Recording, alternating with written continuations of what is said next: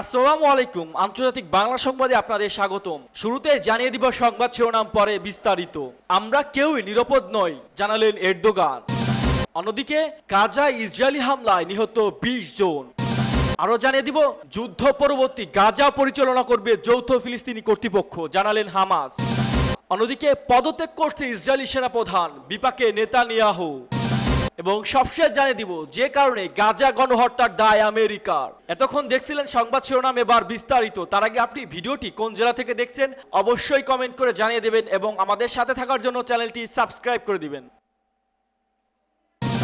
আমরা কেউই নিরাপদ নই, বললেন এরদোগান। তুরস্কের প্রেসিডেন্ট রেসিপ তাইয়েপ এরদোগান বলেছেন, এমন একটি বিশ্বে আমরা বসবাস করছি যেখানে শিশুরা বোমায় মারা যাচ্ছে।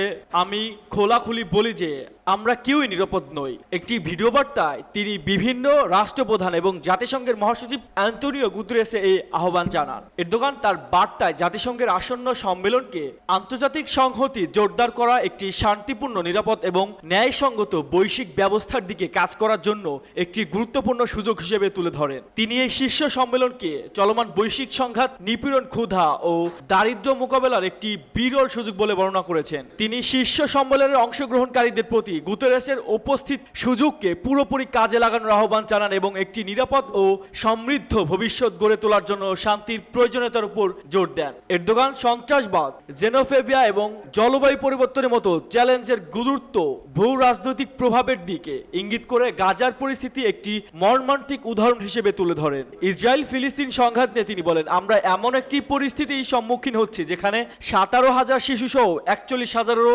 বেশি মানুষ প্রাণ হারিয়েছে এবং 1 লাখের বেশি মানুষ আহত হয়েছেন। এছাড়া গাজায় প্রায় ধ্বংস হয়ে গেছে। তুর্কি প্রেসিডেন্ট বলেন, ইসরায়েলের দখলদারিত্বের নীতির বিরুদ্ধে আন্তর্জাতিক সম্প্রদায়ের, বিশেষ করে জাতিসংঘের আরো জোরালো আওয়াজ তোলার অপরিহার্য। এমন একটি বিশ্বে আমরা বসবাস করছি যেখানে শিশুরা বোমায় মারা যাচ্ছে। আমি খোলাখুলি বলি যে আমরা কেউ নিরাপদ বোধ পারছি না। তুর্কি হিসাবে আমরা নিপীড়নের বিরুদ্ধে এবং নিপীড়নদের পাশে দাঁড়াতে এবং আমরা এই মানবিক অবস্থান থেকে পিছু হব না। তিনি আরো বলেন, অবশ্যই আমাদের গণতন্ত্রকে সব প্রকার ঘৃণাত্মক বক্তব্য, বর্ণবাদ এবং চরম ডান আন্দোলনের বিরুদ্ধে লড়াই হবে যা আমাদের সমাজকে বিষাক্ত করে। এই সবে লক্ষ্য অর্জনের জন্য ন্যায় বিচার উপর দৃষ্টি নিবদ্ধ করে একটি বহুপাক্ষিক ব্যবস্থাকে পুনর্নির্মাণ করতে হবে আমাদের।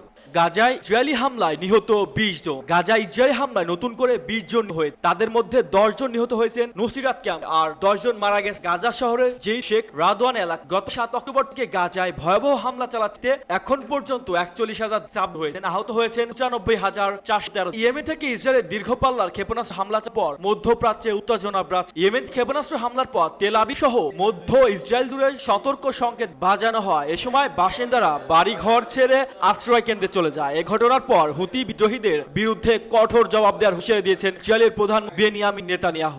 যুদ্ধ পরবর্তী গাজা পরিচালনা করবে যৌথ ফিলিস্তিনি কর্তৃপক্ষ, জানালেন হামাস। গাজা যুদ্ধ শেষ হওয়ার পর অঞ্চলটি পরিচালনা করবে ফিলিস্তিনিরা। এক্ষেত্রে যৌথ ফিলিস্তিনি শাসন চালানো হবে বলে জানিয়েছে অঞ্চলটির নিয়ন্ত্রক গোষ্ঠী হামাস শীর্ষ নেতা ওসাম হামাদান। তুরস্কের ইস্তানবুলে দেওয়া এক সাক্ষাৎকারে তিনি একথা জানান। সৌদি আরবের সংবাদ মাধ্যম আরব নিউজের প্রতিবেদন থেকে এ তথ্য জানা গেছে। ওসামান হামাদান বলেন, আমরা স্পষ্টভাবে বলছি যে যুদ্ধ শেষ হওয়ার পরের দিনটি অবশ্যই ফিলিস্তিনদের এবং দিনটি ফিলিস্তিনদের দিন। তিনি বলেন, গাজায় 11 মাসেরও বেশি সময় ধরে চলা যুদ্ধে ক্ষয়ক্ষতি পরও হামাসের কাছে ইসরায়েলের বিরুদ্ধে লড়াই চালিয়ে যাওয়ার যথেষ্ট সম্পদ রয়েছে। তিনি বলেন, প্রতিরোধ চালিয়ে যাওয়ার উচ্চ ক্ষমতা আমাদের আছে। এর আগে গত মে মাসে ইসরায়েলি প্রধানমন্ত্রী বেনিয়ামিন নেতানিয়াহুর জন্য গাজার একটি যুদ্ধ পরবর্তী পরিকল্পনা অনলাইনে প্রকাশ করেন। এতে তিনি দাবি করেন, এই পরিকল্পনা বাস্তবায়িত হলে ফিলিস্তিনিরা অতুলনীয় সমৃদ্ধি উপভোগ করবে।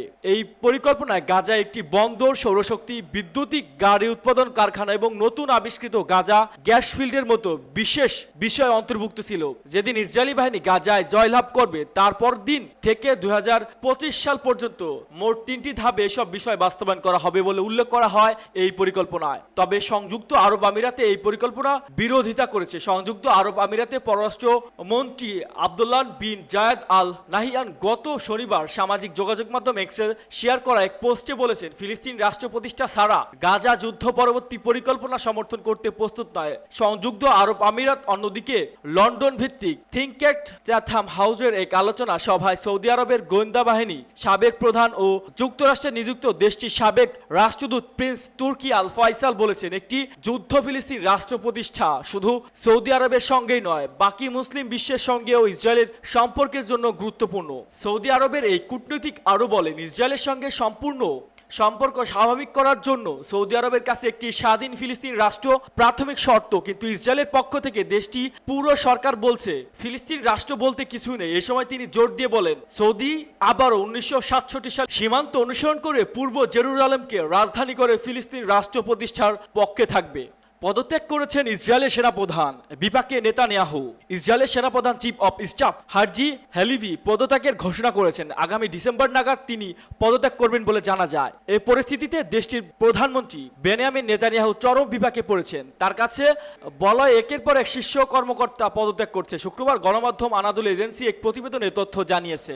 গত 7 অক্টোবর ফিলিস্তিনি স্বাধীনতাকামী সংগঠন হামাস ইসরায়েলে হামলা চালায়। ওই হামলা ঠেকাতে ব্যর্থ হয় ইসরায়েলি নিরাপত্তা বাহিনী। সে ঘটনায় ব্যর্থতার দায়ে এবার সরে যাওয়া ঘোষণা দিলেন ইসরায়েলি সেনাপ্রধান। ওই হামলা ঠেকাতে সেনাবাহিনীর ব্যর্থতা নিয়ে তদন্ত ডিসেম্বর নাগাদ শেষ করবে বলে তেল আবিব। এ সময় লেবাননের সঙ্গে সর্বাত্মক যুদ্ধের সব প্রস্তুতিও শেষ করবে ইসরায়েলি সেনাবাহিনী।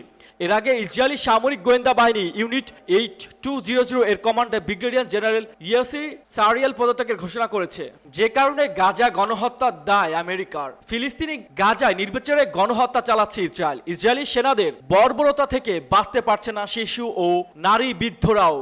একের পর এক আক্রমণে বিলাস সব দালান ধসিয়ে দিচ্ছে ইসরায়েলি সেনারা। গাজায় ফিলিস্তিনদের কান্নার শব্দে বাতাসে ভারী হয়ে উঠলেও সেই কান্না নাড়া দিচ্ছে না পশ্চিমাদের, বিশেষ করে যুক্তরাষ্ট্রকে। উল্টো নির্মম বর্বরতা ইসরায়েলকে সমর্থন দিয়ে গাজা গণহত্যার দায় মদদ দিয়ে যাচ্ছে দেশটি। তাই গাজায় সরাসরি যুদ্ধের অংশ না নিলেও এর দায় আমেরিকার। গাজায় গণহত্যার দায় কেন আমেরিকার নয়, বরং সেই প্রশ্ন তুলে পারেন আপনি কিভাবে? চলুন সেই হিসেব মেলায়। মার্কিন যুক্তরাষ্ট্র বিশ্বব্যাপী হাজার হাজার মানুষকে হত্যার সঙ্গে জড়িত। বিশ্বের যে জায়গাতে যুদ্ধ সেখানে কোনো না কোনোভাবে জড়িয়ে পড়ে যুক্তরাষ্ট্র। যুদ্ধের অংশ নেবে এটা ধরে নিয়ে যে সব সময় প্রস্তুতি যুক্তরাষ্ট্র, যা দেশটির প্রতিরক্ষা বাজেটের দিকে তাকালেও দেখা যায়। কেননা মার্কিন প্রতিরক্ষার বাজেট বলছে বিশ্বের প্রায় 10টি দেশের বাজেট এক করলেও যে অঙ্ক দাঁড়াবে তা যুক্তরাষ্ট্রের প্রতিরক্ষা বাজেটের ঢের বেশি। অর্থাৎ স্বাভাবিকভাবেই একটি আন্তর্জাতিক আধিপত্য রয়েছে যুক্তরাষ্ট্রের। তাছাড়া 9-11 পরবর্তী সময়ে মুসলিম বিশ্বের সঙ্গে যুদ্ধের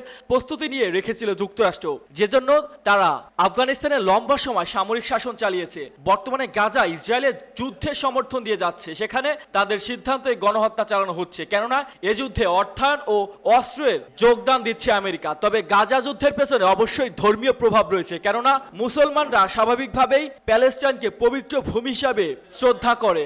একইভাবে হুতি এবং খ্রিস্টানরা এদিকে নিজেদের পবিত্র ভূমি হিসেবে মনে করে এর দখল নিতে চায়। এছাড়া এই যুদ্ধের পেছনে ঐতিহাসিকভাবে প্রভাবও রয়েছে। ফিলিস্তিনি ভূখণ্ডে ইসরায়েলের দখল দায়িত্বের 7 দশকেরও বেশি পুরনো ইতিহাস রয়েছে। পশ্চিম তীরে অবৈধভাবে বসতি নির্মাণ করতে চায় তারা। তবে মার্কিনদেরও দায় কম নয়, কেননা এবারই প্রথম নয় যে মার্কিন যুক্তরাষ্ট্র হাজার হাজার নিরীহ বেসামরিক মানুষকে হত্যা জড়িত। আফগানিস্তানে এবং পরবর্তী ইরাকে মৃত্যু ও ধ্বংসযজ্ঞ চালিয়েছে তারা। যুক্তরাষ্ট্র কত গণহত্যার প্রক্সি দিয়েছে তার হিসাব বলা কঠিন। তাই গাজা যুদ্ধের দায় এড়ানোর সুযোগ নেই মার্কিনদের।